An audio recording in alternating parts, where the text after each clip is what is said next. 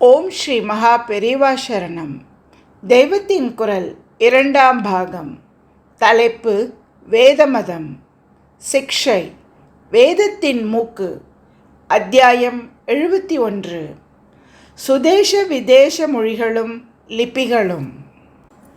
இந்திய பாஷைகள் எல்லாவற்றுக்குமே ஒரு விசேஷம். அவற்றில் எழுதியிருப்பவை ஸ்பஷ்டமான சப்தங்களாக சொல்லப்பட வேண்டியவை. வேர்ல்ட் என்று எழுதினாலும் சொல்லும்போது முதலில் வருவதே வேயும் இல்லாமல் ஓவும் இல்லாமல் ஒரு ஸ்பஷ்டமில்லாத சப்தம். அப்புறம் என்பதையும் அஸ்பஷ்டமாக மழுப்பிக்கொண்டு போக வேண்டியிருக்கிறது. இப்படி அநேக அஸ்பஷ்ட சப்தங்கள் அந்நிய பாஷைகளில் இருக்கின்றன. இவற்றை அவ்யக்த சப்தம் என்பார்கள். நம் தேச மொழிகள் யாவும் ஸ்பஷ்டமான வியக்த சப்தங்களே கொண்டவை. எழுத்துக்கும் உச்சரிப்புக்கும் பொதுவான ஒரே விதி இல்லாமல் பல விதமாக குழப்புகிறதும் அந்நிய பாஷைகளில்தான் மிகவும் அதிகமாக காண்கிறது. ஒரே சப்தத்துக்கு சி, கே, கியூ என்று 3 எழுத்து இருப்பது போல் இந்திய பாஷைகளில் இராது. சப்தம் ஒன்றுக்கே இங்கிலீஷில் F fairy, PH philosophy, GH rough என்று 3 விதமான ஸ்பெல்லிங் இருக்கிறது. சி என்ற எழுத்தை சி என்ற சகாரமாக சொன்னாலும் அந்த எழுத்தில் ஆரம்பிக்கிற பெரும்பாலான வார்த்தைகள் ககாரமாகவே இருக்கின்றன.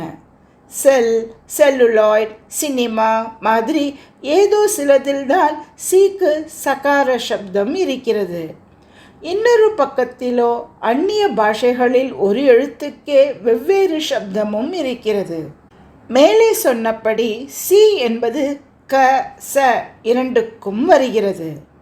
ஃபேட் என்கிற போது ஏ என்பது ஏ மாதிரி தொனிக்கிறது.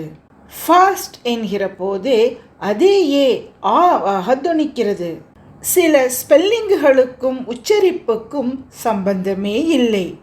ஸ்டேஷன், நேஷன் முதலான வார்த்தைகளில் டிஐஓஎன் டியான் என்று எழுதிவிட்டு அதை சம்பந்தமே இல்லாமல் ஷன் என்று படிக்க வேண்டியிருக்கிறது.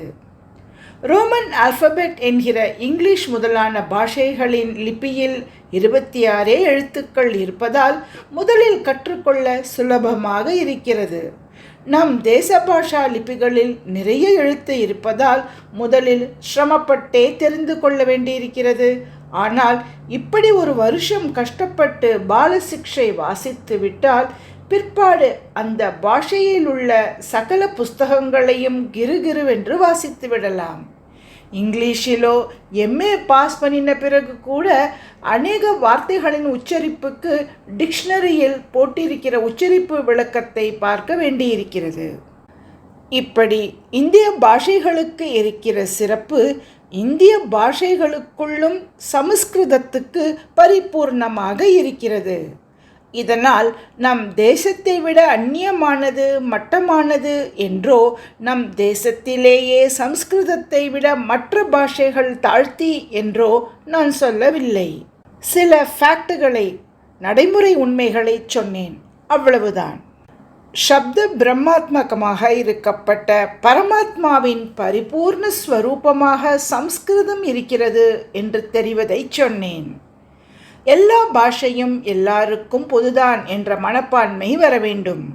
அப்போது யாரையும் யாரும் மட்டம் தட்ட தோன்றாது.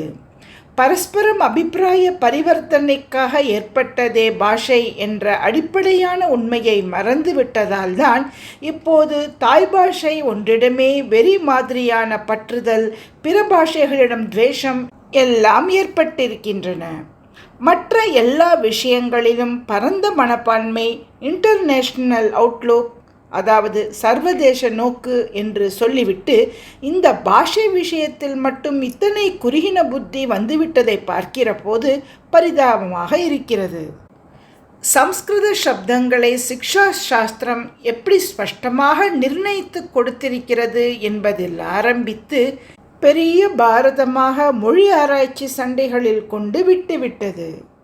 ஓம் ஸ்ரீ மகா பெரியவா சரணம். ஜெய ஜெய சங்கர, ஹர ஹர சங்கர.